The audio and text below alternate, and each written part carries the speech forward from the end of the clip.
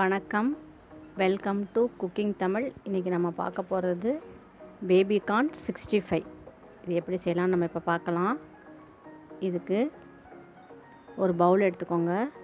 அதில் ஒரு 3 teaspoon chicken 65 masala,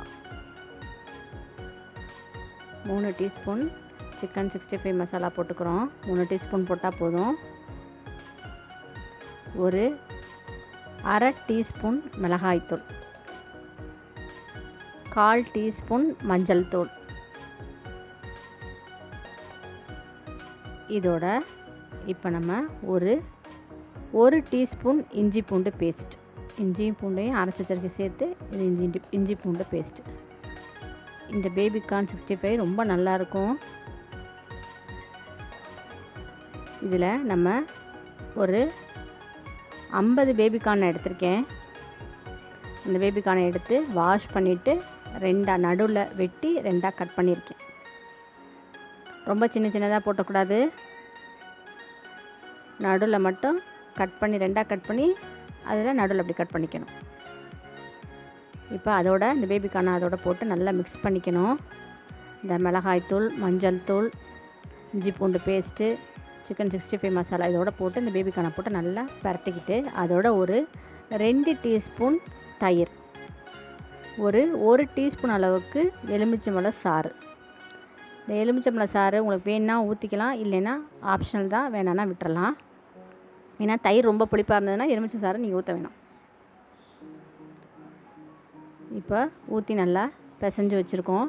இதில் ஒரு 2 டீஸ்பூன் கார்ன்ஃப்ளவர் மாவு, 2 டீஸ்பூன் கார்ன்ஃப்ளவர் மாவு தான் சோள மாவு சேர்த்துக்கிறோம்.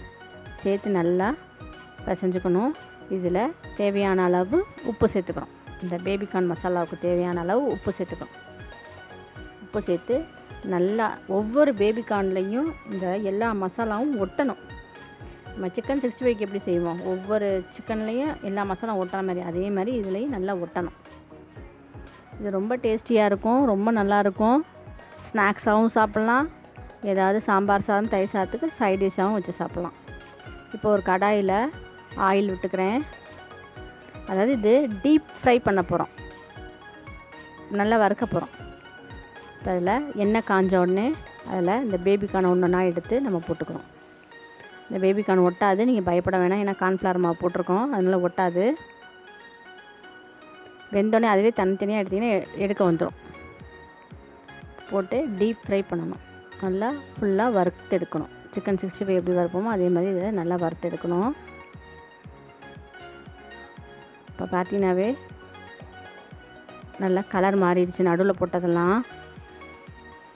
இது ஒரு 5 நிமிஷத்தில், மேக்ஸிமம் ஒரு 10 மினிட்ஸில் நம்ம செஞ்சிடலாம். அந்த ஸ்நாக்ஸாகவும் செஞ்சுக்கலாம், ஒரு லஞ்சுக்கு சைட் டிஷ்ஷாகவும் செஞ்சுக்கலாம். வாழைக்காலாம் வறுப்போம் தெரியுமா, வாழைக்காய் வறுத்து சாப்பிடுவோம், அதுக்கு பதிலாக பேபிகார்ன் வறுத்து சாப்பிட்லாம். நல்லது, பேபிகார்ன் உடம்புக்கு நல்லது, சாப்பிட்ணும். இப்போ பார்த்தீங்கன்னா 2 சைடு நல்லா திருப்பி விடணும். பேபிகார்ன் 2 பக்கம் வேகிற மாதிரி நல்லா திருப்பி விடணும். திருப்பி விட்டு பாருங்கள், நல்லா கலர்ஃபுல்லாக இருக்குது, ஓரளவு வெந்துருச்சு. இப்படி நல்லா திருப்பி விடணும். எப்பொழுதுமே போட்ட உடனே போட்டு கிண்டக்கூடாது, அந்த மசாலா அந்த கரண்டியில் ஒட்டிக்கும். அதனால் போட்டு ஒரு 2 செகண்ட் விட்டுட்டு தான் கிண்டணும். இப்போது பேபிகார்ன் நல்லா வெந்துருச்சு. பார்த்திங்கன்னா சூப்பராக 65 ஆன பேபிகார்ன். பார்த்தாவே உங்களுக்கு 65 மாதிரி தான் இருக்கும். சிக்கன் 65 நீட்டமாக வெட்டி போட்ட மாதிரி தான் இருக்கும் உங்களுக்கு. பார்த்திங்கன்னா நல்லா கலர்ஃபுல்லாக பேபிகார்ன் 65 ரெடி ஆயிடுச்சு. இந்த பேபிகார்ன் 65 நீங்கள் ஸ்நாக்ஸாகவும் சாப்பிட்லாம், அல்ல லஞ்சுக்கு சைட் டிஷ்ஷாகவும் வச்சு சாப்பிட்லாம். இப்போ சூப்பரான பேபிகார்ன் 65 ரெடி ஆயிடுச்சு. இந்த டிஷ் உங்களுக்கு பிடிச்சிருந்துன்னா லைக் பண்ணுங்கள், ஷேர் பண்ணுங்கள், சப்ஸ்கிரைப் பண்ணுங்கள், கமெண்ட் பண்ணுங்கள். உங்கள் ஃப்ரெண்ட்ஸ் அண்ட் ரிலேட்டிவ்ஸ்க்கு எங்கள் சேனலை பற்றி சொல்லுங்கள். நன்றி, வணக்கம்.